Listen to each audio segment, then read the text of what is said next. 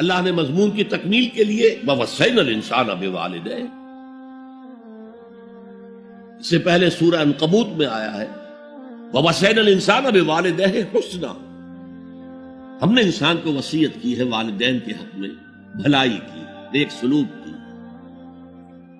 اچھا، والدین میں سے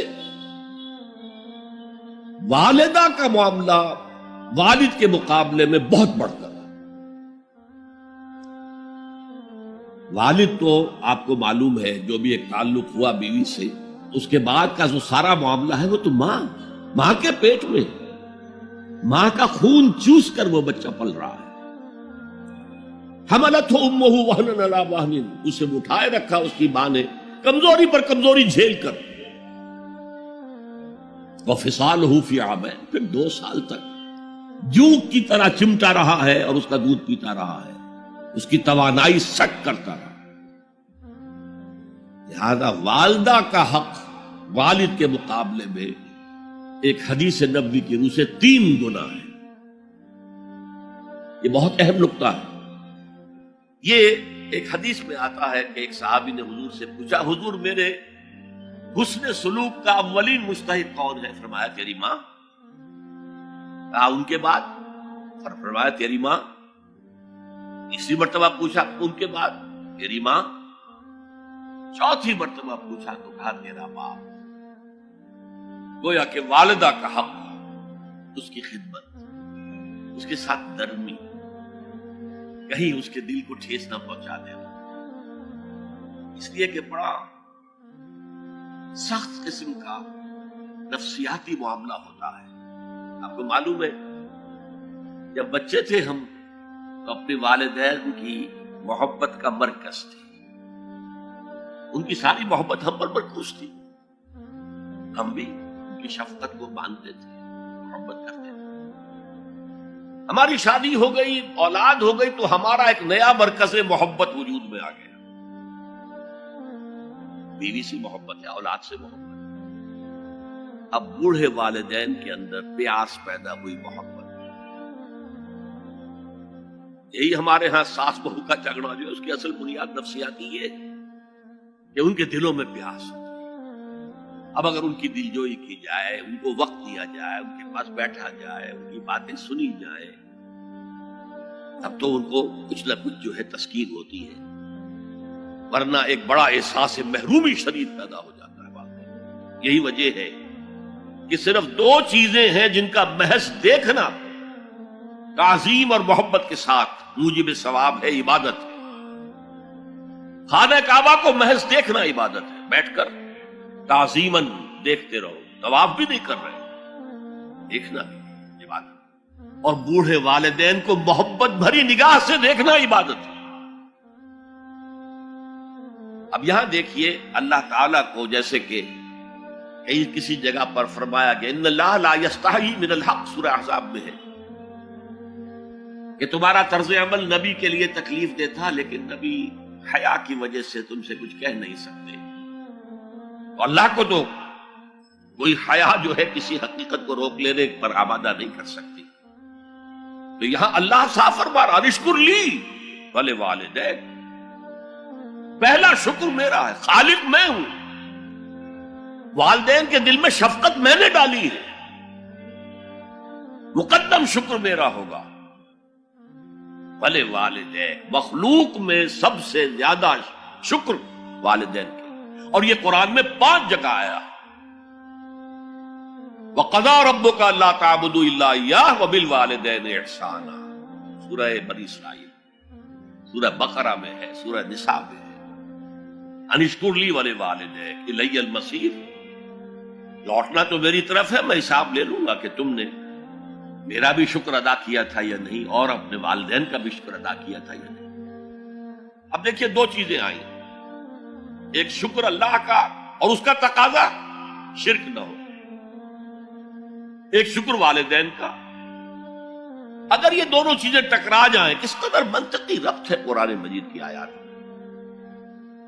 والدین حکم دے رہے ہیں شرک کرو،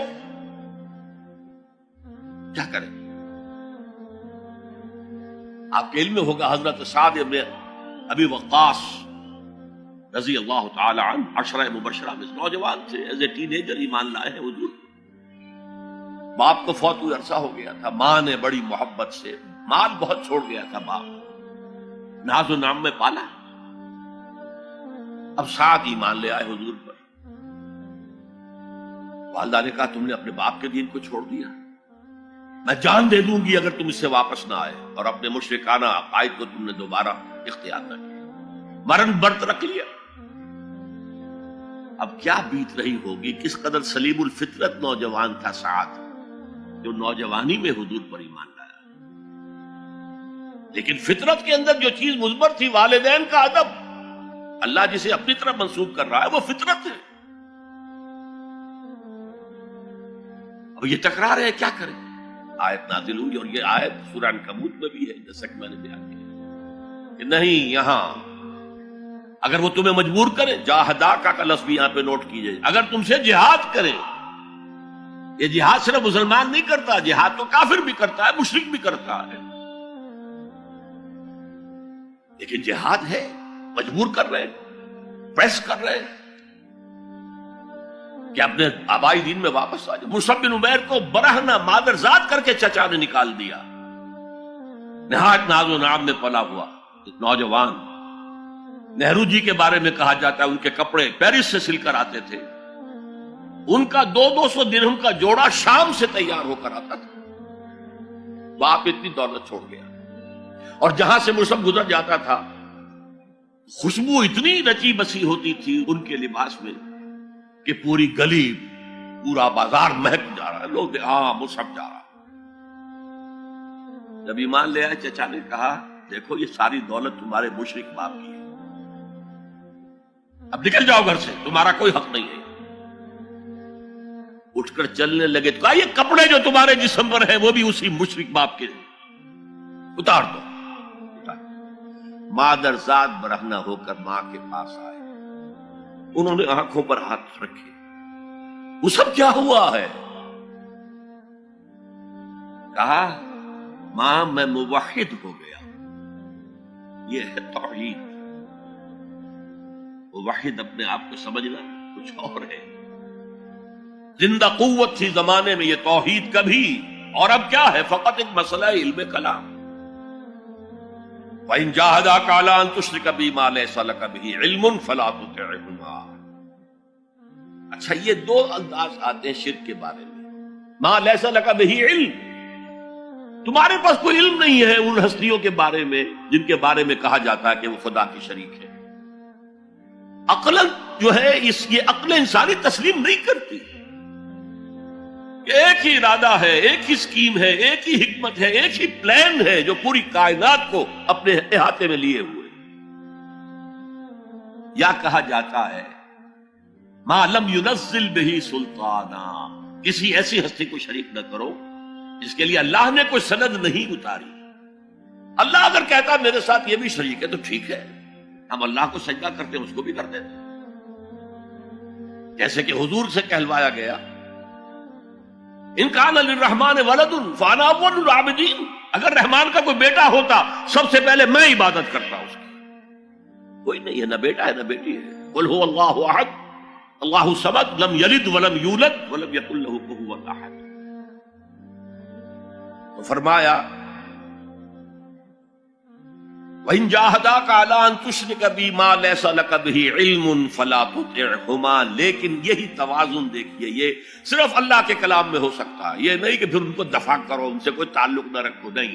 صاحبهما فی الدنیا معروفا، ان کا کہنا تو مت مانو اس معاملے میں، اللہ کا حق احق ہے، بالا تر ہے، لیکن ان کے ساتھ دنیا میں رہو معروف طریقے سے، ان کے حقوق ادا کرو، چاہے مشرک ہے والدین، چاہے کافر ہے والدین، ان کی خدمت تمہارے ذمے ہے، ان کی ضروریات پورا کرنا تمہارے ذمے ہے اپنے مقدرت کے مطابق۔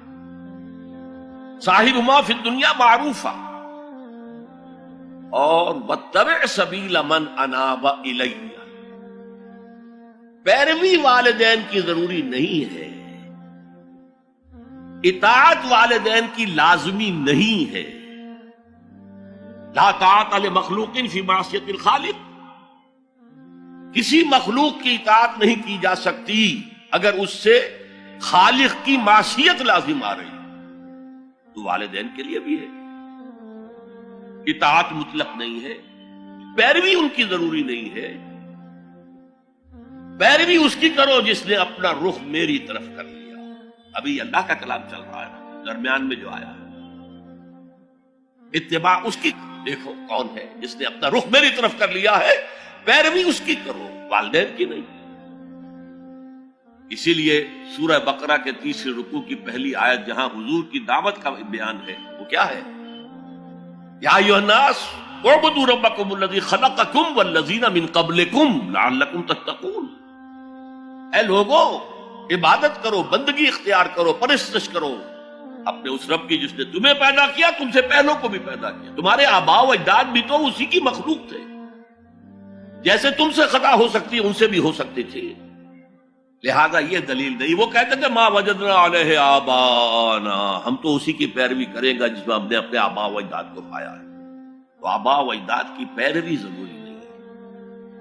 واتبع سبیل من اناب الی ثم الی مرجعکم، پھر میری ہی طرح تم سب کو لوٹنا ہے۔ فانبئکم بما کنتم تعملون، پھر میں گنتی کر کر کے نبا، تنبیہ، پوری طرح بتا دینا، آگاہ کر دینا۔ ایک تنبیہ ہے، وارن کرنا، ایک تنبیہ ہے، یہ ہے خبر دے دینا پوری طریقے سے، وضاحت کے ساتھ، نبا سے ہے۔ فَأُنَبِّئُكُم بِمَا كُنتُمْ تَعْمَلُونَ، جو کچھ کے عمل تم